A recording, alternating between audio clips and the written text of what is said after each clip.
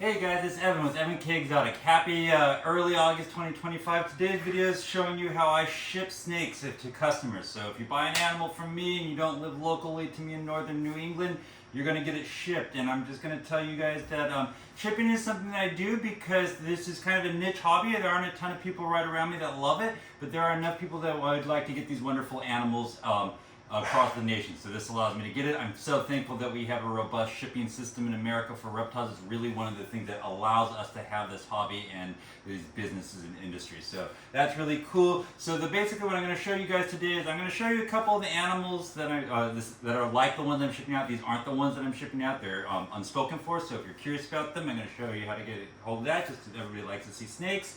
Then I'm going to talk about shipping brokers. Then I'm going to talk about shipping materials, and then I'm going to show you nuts and bolts how you could package up an animal and go from there. So the first thing I'll do is I'll show you some children's pythons. Let me reorient this camera downwards for the rest of this video. Let me see, excuse me. And if you're wondering how to get in contact with me at all for any questions about anything, Evan K on Facebook, that's my personal profile, or you can email me here. Let me just pull out some children's pythons. These are super duper small. Eating fully on frozen thawed pinkies, robustly. They've all had 10 unscented frozen thawed meals. So if you know anything about these, they're kind of tricky to get started feeding. So if you make sure you get them from somebody like me that's done the due diligence, you shouldn't have any problems, because other than that, they're super hardy. But here we go.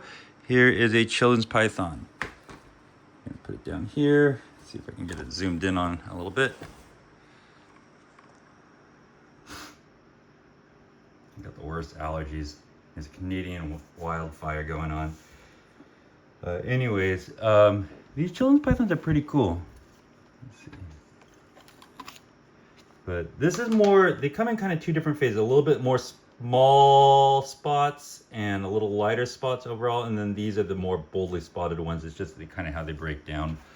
I'm just trying to keep it on camera, but I really like the heads on these boldly spotted ones. So if you like what you see here, these are really appropriate species for anybody that's willing to put in the work to care for a living thing. They stay about the size of a garter snake. They're gorgeous, affordable, and I offer starter kits as well. So that's one I'll show you. I'll just show you one more for fun, because we all like snakes, right? Put this one away so I don't have something sad happen. Secure the animal. That's actually one thing, guys, about filming these things with animals is actually not as easy as you might think doing it all by yourself. You just have to be real careful, make sure all your cages and things are closed, because it'd be easy to have a boo-boo. And this is a male. Pull this one out because it's got a little bit of the smaller spots. I don't know if you can see the difference here. This one has like a little more of the smaller spots. They all are different. If you start to look at them individually, they definitely all are different. But the two big breakdowns on how they look is kind of a little more boldly spotted, but a little less boldly spotted. It's so hard to film these. Part of the problem is I can't see my screen on this tripod. I'm kind of doing it blind, so hopefully I'm getting what you want. But about the size of the garter snake, hardy, can live on small adult mice or medium adult mice their whole life. Easy to breed if you're curious about that. There you go. I joke that the most fun you can have in a ball python rack. Okay, let's see.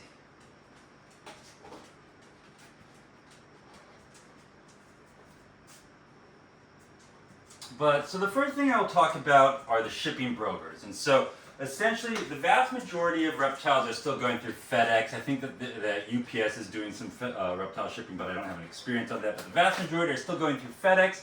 But it's not something where you can go right up to FedEx and buy a label and ship an animal. You have to go through a broker. And a broker is a company like Reptiles Express, a company like Redline Shipping, a company like Ship Your Reptiles, a company like Morph Market.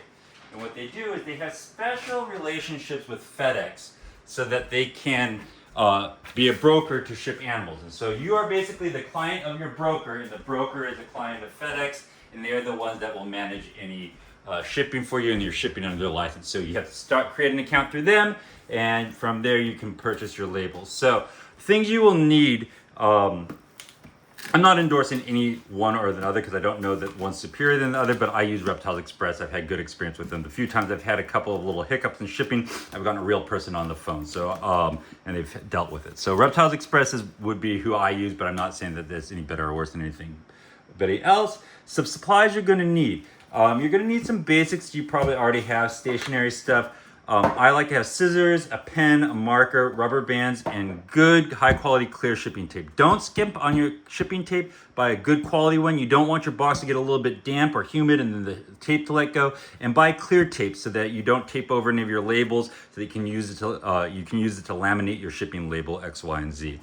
The next thing you're going to need is an exterior shipping box, and this is a specific box. You can't just go and use a cardboard box. You have to buy an approved shipping box. You can buy them usually from your brokers, and that's what I'd say to do. They are white. I believe that's the official color is white, and that lets them know it's special handling. So when it's going through the line, if it's a white box, they pick it off the line. These have different sizes. These are 6. This one's a 6x6x6 box because I am shipping a very small snake in a very small cup. The standard size deli cup, you need a minimum of a 7x7x7 box. A 6x6x6 is just a little too snug and it's pushing up against the walls, and if the box got it all munched, it would damage it. So 7x7x7 for small, for regular deli cups. A 6x6x6 is too small for that, except if I'm using special ones. The other thing to realize about boxes is that they affect your shipping price in that there's something called dimensional weight, which means that the dimensions of the box they assign a weight to.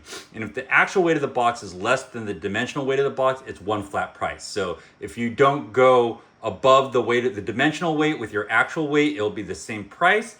And so you want to choose a box that is not overly sized because it will increase your cost. I ran out of boxes sometime. I had to ship the next size up, and it cost me an extra $15. But you also want to have enough head space in there so that you can put padding around it. If the exterior box is damaged, it's not going to go right into the animal. And also the bigger boxes, they tend to stay a stable temperature longer. They take longer to heat up, longer to cool down. And so you want to kind of balance all those factors, but by 6x6x6 for these children's pythons is perfect and allows me to get them out there efficiently and cheaply.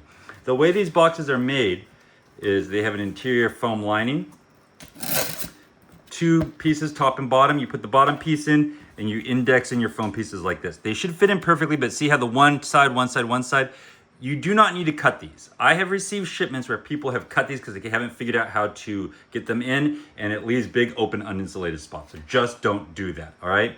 The other thing that you're going to need is an interior containment, either a snake bag or some sort of container with air holes.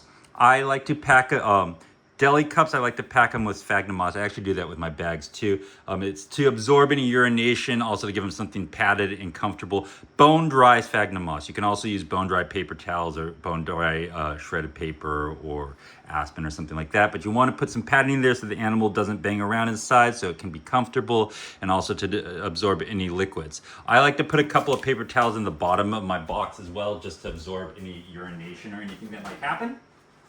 Okay. And then, so talking about that, go like this, just like this.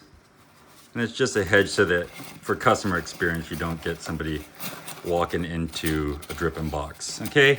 Nobody wants that. So do that. And then the last thing inside this box you're gonna need is some sort of padding. You wanna pad it with something that can breathe. So don't use like plastic bubble wrap or something. You can use just crumpled up newspaper. That's what I used to use a lot. I actually pulled this stuff out of the craft bin in my house because we've never been using it, but this is fiberfill or polyfill. It's cheap, it's like $3 for a big bag. But this is what somebody's been recommending to me, and I've been using it lately. It's just kind of perfect. You just put a layer in there, put your container in here, put another layer on top.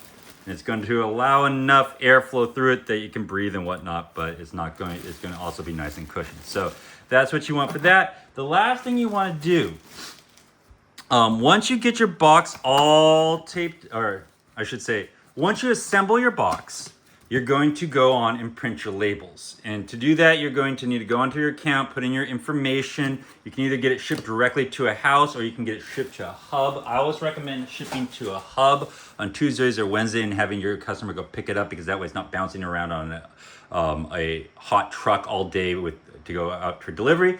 But I hold at the hub, and you go online, you put in your information, you put in your shipper's or your customer's information, you put in your animal information, you put in the weight and the dimensions of the box, and it'll give you prices, and you're going to choose priority FedEx overnight. That's what I would recommend. And then you buy it and you print it out. And what we'll end up giving, they'll give you 3 different types of labels. They give you these live animal handle with care labels, put them on there.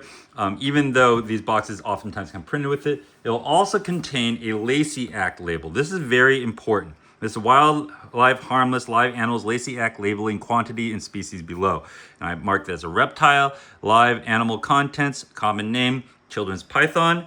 I misspelled it there, hopefully that's okay. Latin name, Antaresia childreni, and quantity of animals is 1. This is a compliance requirement to ship your animals. If you do not have this label on here, you are at risk of getting your box pulled and inspected, and you're at risk of getting in trouble. So just make sure it's on there. I've had one person forget to put this on and it made it through to me, but don't make that mistake. The live animal Lacey Act label needs to be there, as does live animal handle with care that you put it on there. This also has Reptile Express's information, so if there's any issue, they can call it. Oftentimes I will take a marker and I will highlight that so that people know. But beyond that, you are now ready to go. The only other thing you have is a standard label. It looks like a standard FedEx label. I'm not showing it because it has personal information I don't want to put on YouTube.